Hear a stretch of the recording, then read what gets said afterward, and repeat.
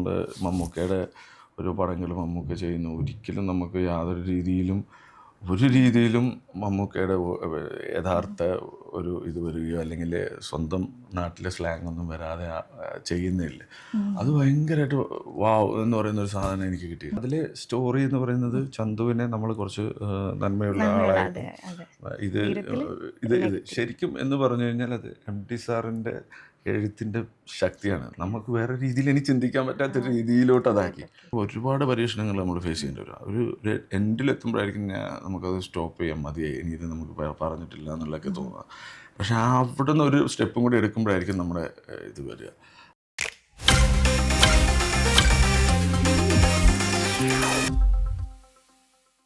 ഇപ്പം ഇത് പറഞ്ഞപ്പോഴാണ് പറഞ്ഞു, ഇപ്പം നമുക്ക് സിനിമയിലേക്ക് വരാൻ വേണ്ടി ആഗ്രഹിക്കുന്ന ഒരുപാട് പേര് നമ്മുടെ ഇപ്പം കൂടുതലാണ്.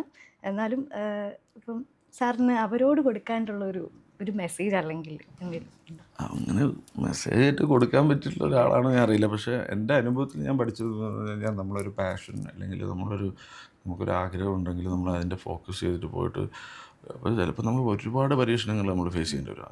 ഒരു എൻഡിലെത്തുമ്പോഴായിരിക്കും നമുക്കത് സ്റ്റോപ്പ് ചെയ്യാൻ മതിയായി, ഇനി ഇത് നമുക്ക് പറഞ്ഞിട്ടില്ല എന്നുള്ളതൊക്കെ തോന്നുക. പക്ഷെ അവിടെ നിന്ന് ഒരു സ്റ്റെപ്പും കൂടി എടുക്കുമ്പോഴായിരിക്കും നമ്മുടെ ഇത് വരിക. അതുകൊണ്ട് പാഷൻ ഉണ്ടെങ്കിൽ നമുക്കൊരു ലൈഫല്ലേ ഉള്ളൂ. ഇത് തീർന്നു കഴിഞ്ഞാൽ നമുക്ക് വേറെ പരിപാടികളൊന്നുമില്ല. അത്രയേ ഉള്ളൂ, കുറച്ച് സമയമേ ഉള്ളൂ നമുക്ക്. അപ്പം ഞാൻ കഴിഞ്ഞ ദിവസം ഞാൻ പറഞ്ഞു, ഇപ്പം നമുക്കൊരു 10 വർഷത്തിന് 10x365 എന്ന് എഴുതാത്തിന് വെറുതെ 3600, അത് 10 വർഷം എന്ന് പറഞ്ഞാൽ അത്ര ദിവസങ്ങളേ ഉള്ളൂ. 3650 ദിവസങ്ങളേ ഉള്ളൂ. അങ്ങനെ നോക്കുമ്പോൾ എവിടെയോ ഞാനൊരു റീല് കണ്ടപ്പോഴാണ്. അപ്പം ഞാൻ ചോദിച്ചു, ഇങ്ങനെ കാണുമ്പോൾ നമുക്ക് ഭയങ്കര കുറച്ച് സമയമേ ഉള്ളൂ നമ്മുടെ ലൈഫിൽ. അപ്പം മാക്സിമം നമുക്ക് ഇഷ്ടമുള്ള കാര്യങ്ങൾ ചെയ്യുക, അതിനുള്ളൊരു സാഹചര്യം കൂടി നമ്മൾ ഉണ്ടാക്കുക.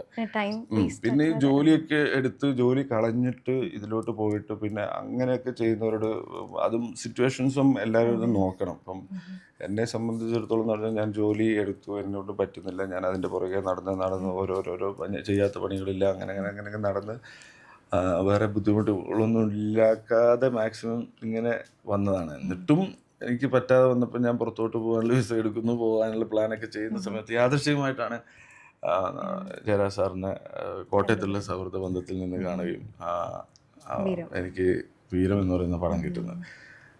അതിനു മുന്നേ ജയരാജ് സാറിൻ്റെ വീട്ടിന് മുന്നിലൊക്കെ ഞാൻ പോയിട്ടുണ്ട്. നമ്മൾ അതിലൊക്കെ കയറി നോക്കി ഇങ്ങനെ, പക്ഷെ സമയമായിട്ടില്ല എന്നുള്ള സംഭവം. നമ്മളെ ഫോക്കസ് ചെയ്ത് മുന്നോട്ട് പോവുക, അപ്പം നമുക്ക് കിട്ടും. അപ്പം അതിൽ ഒരുപാട് സക്സസ് അല്ലെങ്കിൽ ഒരുപാട് ഭയങ്കരമായിട്ട് ഒരു പോയിന്റിൽ ഒരു ഡ്രീം അത് അവിടെ അച്ചീവ് ചെയ്യണമെന്ന് വിചാരിക്കാതെ കിട്ടിയ ആ അച്ചീവ്മെൻറ്റ്സിന് സന്തോഷം കണ്ടിട്ട് മുന്നോട്ട് പോകാം. പക്ഷെ ഞാൻ മുന്നേ അങ്ങനെ ആയിരുന്നില്ല. അതാ ഞാൻ പറഞ്ഞത്, നമ്മൾ ഒരു ഫോക്കസ് ഉണ്ടായിരുന്നു അവിടെ എത്തണമെന്ന്. അവിടെ എത്തുക എന്ന് പറയുന്നത് നമുക്കത് കുറച്ച് അപ്പം നമുക്ക് ഇവിടെ നിന്ന് കിട്ടുന്ന ചെറിയ സന്തോഷങ്ങളും കാര്യങ്ങളൊന്നും നമുക്ക് ആസ്വദിക്കാൻ പറ്റാത്തവരും അങ്ങനെ ആസ്വദിക്കാതിരിക്കരുത്. ചെറിയ മൊമെന്റ്സ് പോലും ആസ്വദിച്ച് സന്തോഷമായിട്ട് ആഘോഷിച്ച് മുന്നോട്ട് പോകാൻ മാത്രമേ ഉള്ളൂ. ഇപ്പോൾ ഇൻസ്റ്റാഗ്രാമിൽ ഞാൻ താഴോട്ട് സ്ക്രോൾ ചെയ്ത് പോയപ്പം ഫസ്റ്റ് പോസ്റ്റ് എന്ന് പറയുന്നത് വീരത്തിൻ്റെ ഒരു പോസ്റ്റ്, ആദ്യത്തെ സിനിമയുടെ ഒരു പോസ്റ്ററായിരുന്നു. അപ്പം ആ ഒരു വീരം സിനിമയുടെ ആ ഒരു കഥയുമായിട്ട് നമ്മുടെ മലയാള സിനിമയിൽ ഒരു വടക്കൻ വീരഗാഥ സിനിമയുണ്ട്. പക്ഷെ അതിൽ നിന്ന് എൻ്റെ ഒരു ഡിഫറെൻ്റ് ആയിട്ടാണ് വീരം. അതിൻ്റെ സ്ക്രീൻ പ്ലേ ആണെങ്കിലും അതിൻ്റെ ഡയലോഗ് ആണെങ്കിലും അതിൻ്റെ ഷെയ്ഡ്സ് ആണെങ്കിലും ഒരു ഇൻ്റർനാഷണൽ ടെറൈൻ മൂഡിലാണ് അത് പോയിട്ടുള്ളത്. അപ്പം അതിൽ ഇപ്പം സുരേഷ് ഗോപി ആയിരുന്നു ആരോമൽ ചേകവരായിട്ട് ഉണ്ടായിരുന്നത്. അപ്പം അതിൻ്റെ ഒരു റിസംബിൾ ചെയ്യാനും പാടില്ല, എന്നാൽ ആ ഒരു ക്യാരക്ടറിനെ എങ്ങനെ പെർഫോം ചെയ്യാമെന്നാണ്. ഞാൻ വടക്കൻ വീരഗാഥ ഒരുപാട് പ്രാവശ്യം കണ്ടിട്ടുണ്ട്, എത്രയോ പ്രാവശ്യം കണ്ടിട്ടുണ്ട്. ഇനിയും കാണാൻ വേണ്ടിയിട്ട് ഇരുന്ന് കഴിഞ്ഞാലും മടുക്കാത്തൊരു പടമാണ്. അത് ഏത് സമയത്തെടുത്ത പടമാണ്. ഹരിഹരൻ സാർ ആ സമയത്ത് എടുത്ത് വെച്ചിട്ട് ഇപ്പോഴും നമ്മൾ അതിൻ്റെ ക്ലാസ് റീ റിലീസ് ചെയ്താൽ ഞാൻ തിയേറ്ററിൽ തന്നെ പോയി കാണാൻ പറ്റും ആഗ്രഹിക്കുന്ന പടം തന്നെയാണ്.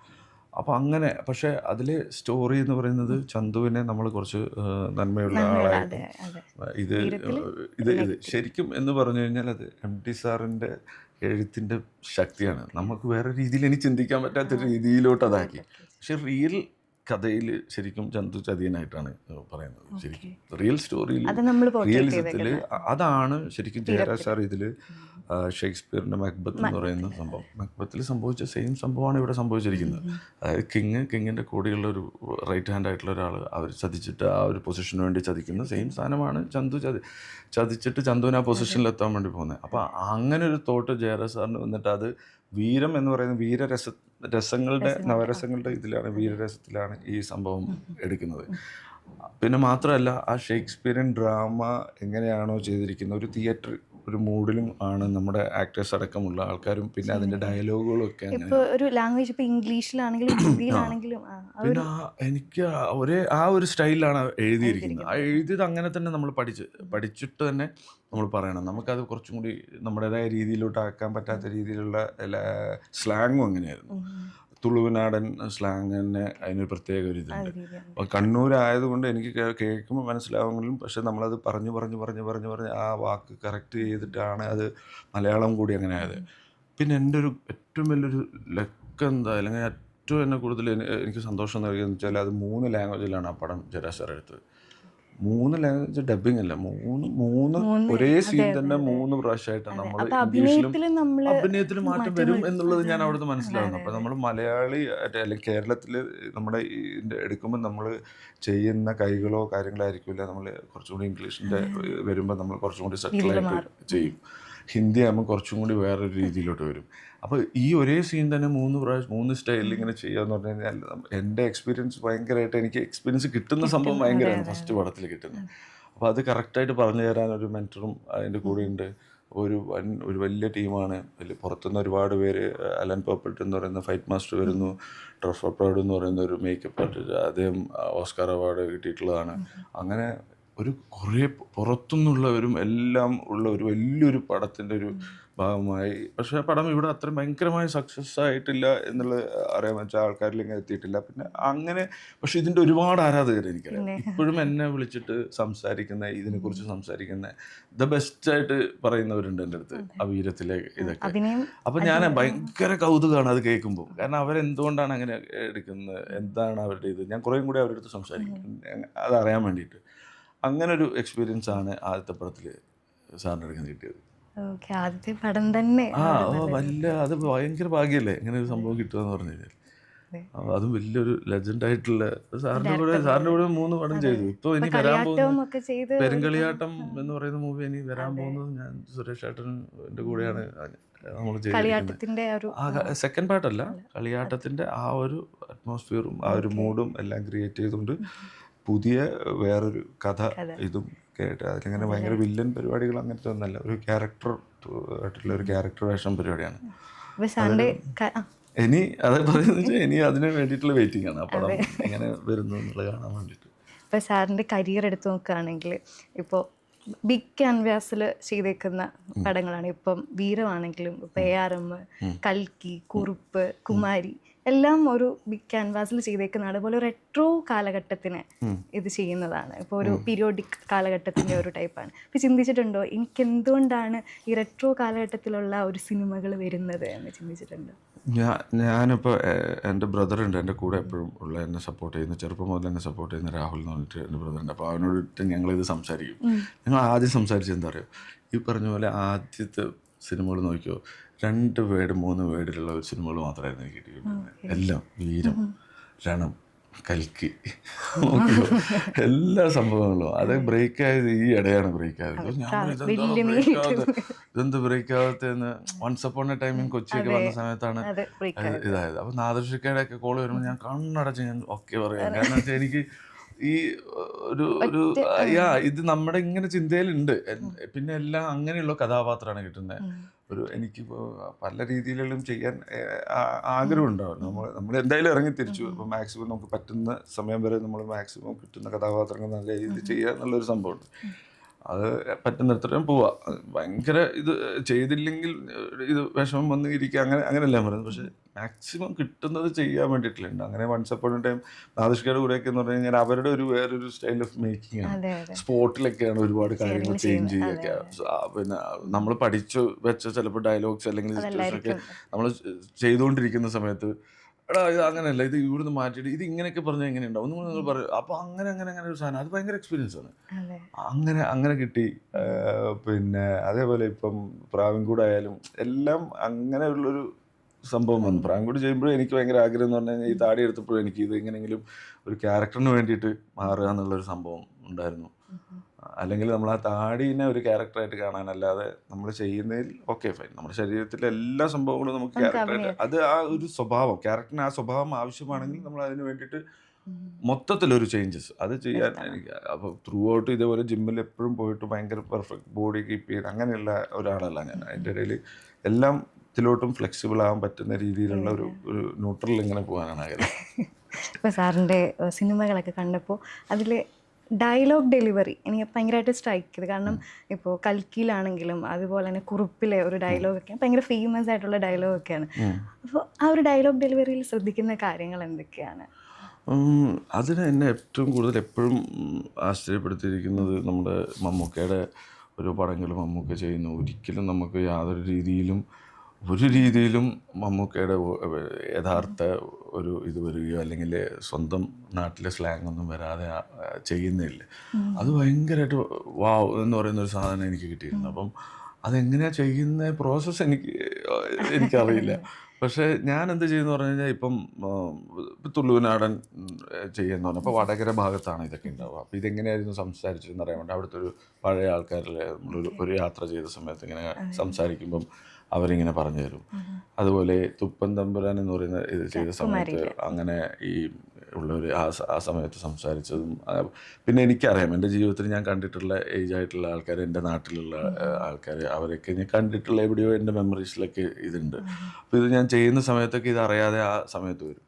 ഇപ്പം കുറുപ്പ് ചെയ്ത സമയത്തും ചാവക്കാട് ആണ് എൻ്റെ ക്യാരക്ടറിൻ്റെ സ്ഥലം. അപ്പോൾ ചാവക്കാട് ഉള്ള ഒരു പുള്ളിയായിട്ട് ഞാൻ ഫോണിലൂടെ ഒരു കുറച്ച് നേരം സംസാരിച്ചിട്ട് എന്താണെന്ന് നോക്കുമ്പോൾ എനിക്ക് ചെറിയൊരു മൈന്യൂട്ടായിട്ട് മനസ്സിലായത് അവരൊരു തൃശ്ശൂർ സ്ലാങ് ചെറുതായിട്ടുണ്ടെങ്കിലും അവരുപയോഗിക്കുന്ന വാക്കുകളിൽ കൂടുതലും കുറച്ച് ചിലപ്പം മലബാറിലെ മറ്റേ മലപ്പുറം സൈഡിലുള്ള വാക്കുകളൊക്കെ കയറി വരും. അത് തൃശ്ശൂർക്കാർക്ക് വരില്ല. അപ്പോൾ തൃശ്ശൂർ സ്ലാങ് പിടിക്കുമ്പോൾ എൻ്റെ കൂടെ ഫുൾ ടൈം തൃശ്ശൂർ സെൻട്രലിൽ നിൽക്കുന്ന എൻ്റെ അടുത്ത സുഹൃത്ത് സതീഷ് എൻ്റെ കൂടെ ഉണ്ടായിട്ടുണ്ട്. കൂടുതൽ ടൈമിൽ എൻ്റെ കൂടെ ഷൂട്ടിംഗ് സ്ഥലത്ത് ഉണ്ടായിട്ടുണ്ട്. അതെന്ന് പറഞ്ഞാൽ ഇങ്ങനെ എന്തെങ്കിലും കാര്യങ്ങൾ ഇങ്ങനെ പറയുമ്പോൾ ഇങ്ങനെ കേട്ടോണ്ടിരിക്കുമ്പോൾ നമുക്ക് അറിയാതെ നമ്മൾ അതിലോട്ട് അത് അങ്ങനെ വിട്ടുകൊടുക്കും. അപ്പം എനിക്കങ്ങനെ പ്രത്യേകിച്ചൊരു ലാംഗ്വേജ് ആയിട്ട് പിടിക്കാനും ഇഷ്ടമല്ല. ഇപ്പം ഞാൻ കണ്ണൂരാണ് എന്ന് വെച്ചാൽ കണ്ണൂർക്കാരുമായിട്ട് ഞാൻ ഇപ്പം എൻ്റെ വീട്ടുകാരുമായിട്ട് കുറച്ച് ദിവസം ഒരാഴ്ച ഞാൻ കണ്ണൂർ പോയി നിന്നാൽ ഞാൻ ശരിയായ കണ്ണൂർ ഭാഷ എനിക്ക് സംസാരിക്കാൻ പറ്റും. പക്ഷേ അങ്ങനെ ഫ്ലെക്സിബിൾ ആവാനാണ് എനിക്കിഷ്ടം. അല്ലെങ്കിൽ നമ്മളെ കൊണ്ട് ഒരേ ഭാഷ മാത്രം പഠിച്ചു കഴിഞ്ഞാൽ മറ്റ് സംഭവങ്ങൾ പഠിക്കാൻ വേണ്ടിയിട്ടുള്ള വ്യത്യാസം ഇത് വലിയ പ്രയാസമായിരിക്കും. ഇപ്പോൾ തൃശ്ശൂർ ഭാഷയിൽ തന്നെ ഞാൻ അന്നേരം ആ സമയത്ത് മനസ്സിലാക്കിയത് ഒരു സ്ഥലത്തു നിന്ന് തന്നെ രണ്ട് ഭാവങ്ങളിരിക്കുന്ന 2 പേരാണെങ്കിൽ, അതായത് ഒരു വളരെ സാധാരണക്കാരനും ആ നാട്ടിലെ നല്ല കാര്യങ്ങളൊക്കെ ചെയ്യുന്ന ഒരു രാഷ്ട്രീയക്കാരനൊക്കെ ആണെങ്കിൽ അയാൾ ഒരു സംസാരിക്കുന്ന രീതിയും ആ സ്ഥലത്ത് അങ്ങനെ ഒരു കൊമ്പം ഭാവം ഉണ്ടെങ്കിൽ സെയിം ഡയലോഗ് സംസാരിക്കുന്ന രീതിയും തമ്മിൽ വ്യത്യാസങ്ങളുണ്ടാവും. അതായത് ക്യാരക്ടറിനനുസരിച്ചും ഈ തൃശ്ശൂരിൻ്റെ ലയത്തിൽ ലാംഗ്വേജിൻ്റെ ലയത്തിലുള്ള മാറ്റങ്ങൾ കണ്ടുപിടിക്കാൻ പറ്റും. അങ്ങനെയൊക്കെ കുറച്ച് നമ്മൾ നോക്കിയിട്ടില്ല. പിന്നെ ഈ കാര്യങ്ങൾ ചെയ്യാൻ വേണ്ടിയിട്ട് വലിയ ബുദ്ധിമുട്ടാണ്. എന്നാൽ കുറച്ച് അപ്പം എൻ്റെ അടുത്ത് 2 തൃശ്ശൂർക്കാർ വന്നിട്ട് ചേട്ടാ സംഭവം കൊള്ളായിരുന്നു കേട്ടോ എന്ന് അപ്പം എൻ്റെ സംസാരിച്ചു തിയേറ്ററിൽ നിന്ന് ഇറങ്ങിയ സമയത്ത് എൻ്റെ അടുത്ത് ഇങ്ങനെ പറഞ്ഞ സമയത്ത് എനിക്കത് ഭയങ്കര സന്തോഷമായി. കാരണം ഇത് കൂടാനും പാടില്ല കുറയാനും പാടില്ല. കാരണം അവർക്കറിയാം ഇതെന്താ മീറ്റർ എന്ന് കറക്റ്റായിട്ട് അവർക്കറിയാൻ പറ്റും. നമുക്കതറിയില്ല. നമ്മൾ പറയുമ്പോൾ ചെറിയ പ്രശ്നങ്ങളൊന്നും നമുക്ക് മനസ്സിലാവില്ല. ചെറിയ മൈന്യൂട്ട് അവർക്ക് മനസ്സിലാവും. അങ്ങനത്തെ പരിപാടികൾ പിടിക്കുക ഇഷ്ടപ്പെട്ടിട്ടുണ്ടെങ്കിൽ ആയിട്ടുണ്ടാവും. പിന്നെ എനിക്കറിയില്ല, ഞാനിങ്ങനെ എന്താ പറയുക, അതിൽ ഇനിയും ചിലപ്പോൾ നന്നാക്കാനുണ്ടാവുന്ന എൻ്റെ മനസ്സിലിങ്ങനെ ചില സാധനങ്ങൾ കാണുമ്പോൾ എനിക്കങ്ങനെ ഒരു 100% ഹാപ്പി ആവാറില്ല. ഒരു സംഭവത്തിനോടും ഞാൻ ഇത് ഈ പടം 2 പ്രാവശ്യം ഞാൻ കണ്ടു. ഒന്ന് എല്ലാവരും കൂടി ഇരുന്ന് കണ്ടു, ഒന്നല്ലാതെ ഞാൻ ഒറ്റയ്ക്ക് ഇതായിട്ടിരുന്ന് കണ്ടു. ആ സമയത്താണ് നമ്മുടെ വിലയിരുത്തലും പരിപാടികളും കുറച്ചും കൂടി ഇത് ഒന്നും കൂടി എടുത്തല്ലോ അങ്ങനെ തോന്നണം എന്നാണ് എൻ്റെ. അത് ഡയറക്ടറിനും ഓക്കെ ആയതുകൊണ്ടല്ലേ അത് ഓക്കെ പറയുന്നില്ല. ഒരിക്കലും ഓക്കെ പറയില്ല. പക്ഷെ നമുക്ക് എക്സ്പീരിയൻസ് കുറേ കൂടി കൂടുമ്പോൾ നമുക്ക് അറിയാൻ പറ്റും ഇനി ചെയ്യുമ്പോൾ എന്തായിരിക്കും വരുന്നതെന്നുള്ള ഇപ്പം മനസ്സിലാവാൻ തുടങ്ങി. ആദ്യം ഒന്നും നമുക്ക് അതില്ല, ഇതെന്താ ചെയ്യാൻ പോകുന്നത് എന്നുള്ളൊരു ഓക്കെ. ഇത് നമ്മൾ തിയേറ്ററിൽ ഇരുന്ന് കാണുമ്പോഴാണ് നമുക്ക് മനസ്സിലാവുന്നത്. എൻ്റെ എല്ലാ പടവും ഞാൻ തിയേറ്ററിൽ വാച്ചാണ് ഫസ്റ്റ്. അതിൻ്റെ ഇടയിലൊരു ചാൻസ് കിട്ടിയാൽ പോലും ഞാൻ പോയിരുന്ന് കാണില്ല. കാരണം ഫസ്റ്റ് ആ തിയേറ്ററിലെ ആൾക്കാരുടെ കൂടി ഇരുന്ന് കാണുമ്പോൾ കിട്ടുന്നൊരു ഇത് ഡബ് ചെയ്യുമ്പോൾ മാത്രം കുറച്ച് എൻ്റെ ഭാഗം മാത്രം കുറച്ച് അങ്ങോട്ട് അധികം കൊടുക്കാതെ കോൺസെൻട്രേറ്റ് ചെയ്യാതെ അങ്ങനെ ചെയ്യാറാണ്. അതാണ് ഇഷ്ടം. ഇനി വരുന്ന നെക്സ്റ്റ് പ്രൊജക്ട്സ് ഏതൊക്കെയാണ്? ഇനി ഇപ്പം ഒന്ന് ജയരാജ് സാറിൻ്റെ പെരുങ്കളിയാട്ടം എന്ന് പറയുന്നത്, അത് എപ്പോഴാണ് റിലീസ് ഡേറ്റ് ഇതുവരെ തീരുമാനിച്ചിട്ടില്ല. അതിൻ്റെ വർക്ക് ബാക്കിയുള്ള കാര്യങ്ങളൊക്കെ നടക്കുന്നു. പിന്നെ ഒരു തെലുങ്ക് മൂവി ദ വളണ്ടിയേഴ്സ് എന്ന് പറഞ്ഞിട്ടുള്ള മൂവി, ചില പേര് മാറാൻ ചാൻസ് ഉണ്ട്, അറിയില്ല. അതിലും ഈ പറയുന്ന പോലെ ഒരു വില്ലൻ്റെ ഒരു നെക്സ്റ്റ് ലെവൽ ഒരു പരിപാടി, അവിടുത്തെ ഒരു റിയൽ ഒരു ക്യാരക്ടറാണ്. അപ്പോൾ അങ്ങനത്തെ ഒരു സംഭവമാണ് ചെയ്യുന്നത്. ഡിഫറെൻ്റ് എന്ന് പറഞ്ഞു കഴിഞ്ഞാൽ എനിക്ക് കിട്ടിയിട്ടുള്ള ഡയറക്ടറിൻ്റെ ഏറ്റവും വലിയ എനിക്ക് ഒരു സന്തോഷം എന്ന് വെച്ചാൽ പുള്ളി അതിനെന്നെ വിളിച്ചത് കൽക്കി കൽക്കി പുള്ളി കണ്ടിട്ടാണ് പുള്ളി അതിനെന്നെ വിളിച്ചത്. അപ്പോൾ പുള്ളിയുടെ മനസ്സിലുള്ള ഒരു ഇതിന് വേണ്ടിയിട്ട് ഇങ്ങനെ ചെയ്യാൻ വെച്ചിരിക്കുന്ന ഒരു സംഭവമാണ് എനിക്ക് കൽക്കി കണ്ടപ്പോൾ ഇങ്ങനെ തോന്നിയതെന്ന് പറഞ്ഞു. അപ്പോൾ ഞാൻ പറഞ്ഞു അത് സെയിം സാധനം നമുക്ക് റിപ്പീറ്റ് ചെയ്യുന്നതിൽ ഇപ്പം ഈസി ആയിട്ട് ചെയ്യാൻ പറ്റും, പക്ഷെ നമുക്ക് എന്തെങ്കിലുമൊക്കെ ഒരു വ്യത്യാസം കണ്ടുപിടിക്കാം എന്ന് പറഞ്ഞിട്ട് ഇങ്ങനെ. പിന്നെ മാനസികമായിട്ട് എന്തായാലും അതിൻ്റെ ഒരു സംഭവം വേണം, സംസാരിക്കുന്ന രീതിയിലായാലും കാര്യങ്ങൾക്കെല്ലാം പുള്ളിക്ക് വേണ്ട കുറച്ചുകൂടി ഇവൻ്റെ ഓപ്പൺ വൈൽഡ് അങ്ങനത്തെ കണ്ടുവന്ന ചില വില്ലനിസം ഇല്ലാതെ തന്നെ കുറച്ച് സട്ടിൽ പരിപാടിയും ഒരു ചെറിയൊരു സൈക്കിക് സാധനം കൂടി കൊടുത്തിട്ടുള്ള ഒരു ചെറിയ പരിപാടിയൊക്കെ ചെയ്ത് വെച്ചിട്ടുണ്ട്. അത് നന്നായിട്ട് വരുമെന്ന് വിചാരിക്കുന്നു. അടിപൊളിയായിട്ട് പോകട്ടെ. ഇപ്പം ലാസ്റ്റായിട്ട് ഇപ്പം സാറിൻ്റെ ഇപ്പോൾ പ്രൊഫഷണൽ ലൈഫും നമുക്ക് ഒരുപാട് അച്ചീവ് ചെയ്യേണ്ട കുറേ കാര്യങ്ങളുണ്ട്, പ്രൊഫഷണൽ ആണെങ്കിലും പേഴ്സണൽ ആണെങ്കിലും. ഇപ്പോൾ നമ്മുടെ സാറിൻ്റെ ലൈഫിനെ സാർ ഡിഫൈൻ ചെയ്യാൻ പറഞ്ഞു കഴിഞ്ഞാൽ, 1 ലൈനിൽ ഡിഫൈൻ ചെയ്യാൻ പറഞ്ഞാൽ എങ്ങനെയായിരിക്കും ഡിഫൈൻ ചെയ്യാൻ? ഭയങ്കര ക്വസ്റ്റ്യൻ പോലെ. 1 ലൈനിൽ എൻ്റെ ലൈഫോ? എൻ്റെ ലൈഫിൽ 1 ലൈനിൽ തീരുന്ന ലൈഫാണെന്ന് എനിക്ക് തോന്നുന്നില്ല. കാരണം എനിക്ക് വേറെ എന്താ പറയുക, വേറെ ഒന്നിനെക്കുറിച്ചും വേറെ ചിന്തയൊന്നുമില്ല. സിനിമ അല്ലാതെ വേറെ ചിന്തകളൊന്നും ഉണ്ടായിട്ടില്ല. പിന്നെ എപ്പോഴെങ്കിലും ഇതിലെത്തുക എന്നുള്ളൊരേ ഒരു ചിന്തയേ ഉണ്ടായിട്ടുള്ളൂ. പക്ഷേ അതിലൊരുപാട് ഇപ്പം ഞാൻ സിനിമകൾ ചെയ്യുന്നു എന്ന് മാത്രമാണ്. ഇതിന് മുന്നേ ചിലപ്പം എൻ്റെ ഫാമിലിക്കായാലും അല്ലാതെയൊക്കെ ഒരുപാട് പേർക്ക് ചിലപ്പോൾ എന്നെക്കൊണ്ട് വലിയ സന്തോഷമൊന്നും ആയിരിക്കില്ല ഉണ്ടായിട്ടുണ്ടാവുക. കാരണം അങ്ങനെയുള്ള യാത്രയാണല്ലോ. അപ്പം കുറേ കഥകൾ കുറേ കാര്യങ്ങളൊക്കെ ഉണ്ട് ലൈഫിൽ ഇങ്ങനെ. പക്ഷെ ഇത് ഒറ്റ 1 ലൈനിൽ എനിക്ക് ഞാൻ മനസ്സിലാക്കിയൊരു പരിപാടിയുണ്ട് ജീവിതത്തിൽ. മനസ്സിലാക്കിയൊരു പരിപാടി എന്ന് പറഞ്ഞു കഴിഞ്ഞാൽ, എനിക്ക് ജീവിതത്തിൽ നമുക്കൊരു അടി കിട്ടുമ്പോഴാണല്ലോ നമ്മൾ ഓരോ കാര്യങ്ങൾ മനസ്സിലാക്കുക. അങ്ങനെ കുറച്ച് ഈ പറയുന്ന കോവിഡൊക്കെ കഴിഞ്ഞതിന് ശേഷം ആ സമയത്തൊക്കെ എനിക്ക് ജീവിതത്തിൽ കിട്ടിയിട്ടുള്ള, അല്ലെങ്കിൽ എനിക്കൊരു ആക്സിഡൻറ്റ് പറ്റുമ്പോൾ എനിക്ക് മനസ്സിലാക്കിയുള്ളൊരു കാര്യം എന്ന് പറഞ്ഞാൽ, വളരെ വളരെ സിമ്പിളായിട്ടുള്ളൊരു സംഭവമാണ് നമ്മുടെ ജീവിതം. നമ്മളിങ്ങനെ ഇറങ്ങി വന്നിട്ട് ഇവിടെ കുറച്ച് പരിപാടികൾ കാണിച്ചിട്ട് തിരിച്ചു പോകുന്നതേ ഉള്ളൂ. നമ്മൾ ഈ കാണിക്കുന്ന ഒരുപാട് കാര്യങ്ങളോ അല്ലെങ്കിൽ ഒരുപാട് സംഭവങ്ങളോ ഒന്നും ഇതൊന്നും നമുക്കില്ല. ഇത് പറയുമ്പോൾ ഈ കഴിഞ്ഞ ദിവസം ഞാൻ ഇൻസ്റ്റയിൽ കണ്ടിട്ടുള്ള ഒരു ക്യാൻസർ രോഗിയുടെ ഒരു റൈറ്റപ്പ്, ഭയങ്കരമായിട്ടുള്ള ഭയങ്കര ഫേമസ് ആയിട്ടുള്ള ഫാഷൻ, ഞാൻ പേര് മറന്നുപോയി, ഭയങ്കര വേൾഡിൽ ഏറ്റവും ഫേമസ് ആയിട്ടുള്ള അവർ പറയണം, എനിക്ക് ഇതൊക്കെ ഉണ്ട്, എല്ലാം ഉണ്ട്, എത്രയും കാറുകളുണ്ട്, ഇത്രയും ബംഗ്ലാവുകളുണ്ട്, ഇത്രയും കോടികൾ എൻ്റെ കൈലാസുണ്ട്, ഇത്രയും ആൾക്കാർ, എൻ്റെ ഹെയർ ചെയ്യാൻ വേണ്ടിയിട്ട് 4-5 പേര് എനിക്കുണ്ടായിരുന്നു. അങ്ങനെയുള്ളൊരു ജീവിതമായിരുന്നു എനിക്കുണ്ടായത്. ഇപ്പം ഞാൻ ഈ ഒരു ബെഡിൽ കിടക്കുന്നു എന്നും പറഞ്ഞിട്ടൊരു റൈറ്റപ്പ് ഉണ്ട്. അത് ഞാൻ വായിച്ച് നോക്കിയിട്ട് ഇത് ഞാൻ മുന്നേ മനസ്സിലാക്കിയിട്ടുള്ള ഒരു കാര്യം, അതിൻ്റെ ഡെപ്ത് ഭയങ്കരമായിരുന്നു ഇവരെഴുതിയിട്ടുള്ളത്. അതൊന്നും കൂടി നമുക്ക് മനസ്സിലാക്കാൻ, ഇത് ഇത്രയേ ഉള്ളൂ ലൈഫ്, വളരെ ഷോർട്ടായിട്ട് ചെറുതേ ഉള്ളൂ. ആ സമയത്ത് നമ്മൾ മാക്സിമം നമ്മൾ സന്തോഷിച്ച് ചെയ്യാൻ ആഗ്രഹിക്കുന്ന കാര്യങ്ങൾ കുറേ ആൾക്കാർക്ക് നമുക്ക് ബുദ്ധിമുട്ടില്ലാക്കാതൊക്കെ നോക്കിയിട്ട് മുന്നോട്ട് പോകാമെന്ന് മാത്രമേ ഞാൻ പഠിച്ചിട്ടുള്ളൊരു കാര്യമുള്ളൂ. അതേപോലെ ഒറ്റ വാക്കിലല്ല, അത്രയേ ഉള്ളൂ, വേറെ കാര്യമൊന്നുമില്ല, ഒരു കാര്യമില്ല. നമ്മൾ പോയി കഴിഞ്ഞാൽ കുറച്ച് നാളൊക്കെ നമ്മളെക്കുറിച്ച് പറയും, പിന്നെ വേറെ അടുത്ത സാധനങ്ങൾ വരും. മാക്സിമം കുറേ നല്ല പ്രോജക്റ്റുകൾ ചെയ്യുക, നല്ലൊരു കലാകാരനാണെന്ന് അറിയപ്പെടുക, അത്ര മാത്രമാണ് സന്തോഷം. കലാപ്രതിഭയായിരുന്നു 2 വർഷം, അങ്ങനെയൊക്കെ കുറച്ച് പഠിക്കാൻ പറ്റിയെന്നുള്ളൊരു സന്തോഷം. അങ്ങനെ നമ്മളെ ഗുരുക്കന്മാരും പാരൻസ് എല്ലാം കൂടി സപ്പോർട്ട് ചെയ്തുകൊണ്ട് ഇപ്പോഴും പ്രാക്ടീസ് ചെയ്യാറുണ്ട്. കളരി ചെയ്യുന്നുണ്ട്, ഡാൻസ് കാര്യങ്ങളൊന്നും ഇപ്പോൾ ഞാൻ പ്രാക്ടീസ് ചെയ്യുന്നില്ല. പക്ഷേ എനിക്ക് അങ്ങനെയുള്ള ഇപ്പം കഥകളി ബേസ് ചെയ്തിട്ടുള്ള ഒരു പടം അല്ലെങ്കിൽ അങ്ങനെയൊക്കെ വരുവാണെങ്കിൽ ഞാൻ റെഡിയായിട്ട് എനിക്ക് ചെയ്യാൻ പറ്റും, മനസ്സുകൊണ്ട് അങ്ങനെ ഒരു ആഗ്രഹിക്കുന്നുണ്ട്. കളരി ഇപ്പം ചെയ്തിട്ടുണ്ടെങ്കിൽ 2 സിനിമയിൽ കളരി ചെയ്തിട്ടുണ്ടെങ്കിലും 2ഉം വ്യത്യസ്തമായിട്ടുള്ള കളരി. ഇനിയും ഞാൻ കളരി ചെയ്യാൻ ആഗ്രഹിക്കുന്നുണ്ട്. കാരണം ഇനിയും ഒരുപാട് കളരിയുടെ വേർഷൻസ് നമുക്ക് ഇവിടെ കാണിക്കാനുണ്ടെന്ന് ഞാൻ മനസ്സിലാക്കിയിട്ടുണ്ട്. അപ്പോൾ ഒന്നിനും ഒരു സംഭവം ചെയ്തതുകൊണ്ട് അടുത്തിനി അതേപോലെ വേറൊരു പടം ചെയ്യുന്നില്ല, പക്ഷെ വ്യത്യസ്തമായിരിക്കണം. അതിൻ്റെ വേറൊരു ആംഗിൾ കാണിച്ചിട്ട് ഇങ്ങനെയും ഒരു സംഭവങ്ങൾ ഇതിലുണ്ടല്ലോ എന്നുള്ള സംഭവങ്ങൾ വരുമ്പോഴാണ് നമുക്ക് സെയിം തന്നെ അല്ലാതെ അങ്ങനെ വരുന്ന സംഭവങ്ങൾ ചെയ്യാൻ വേണ്ടിയിട്ട് ആഗ്രഹമുണ്ട്. പല പല രീതിയിലുള്ള എല്ലാം ചെയ്യാൻ ആഗ്രഹമുണ്ട്. എത്രത്തോളം പറ്റുമെന്ന് അറിയില്ല. Maximum focus. അപ്പം അതെല്ലാം സക്സസ് ആവട്ടെ. ഇത്രയും നേരം നമ്മുടെ അടുത്തിൽ സ്പെൻഡ് ചെയ്തതിന് ഒരുപാട് നന്ദി. Thank you so much. Thank you.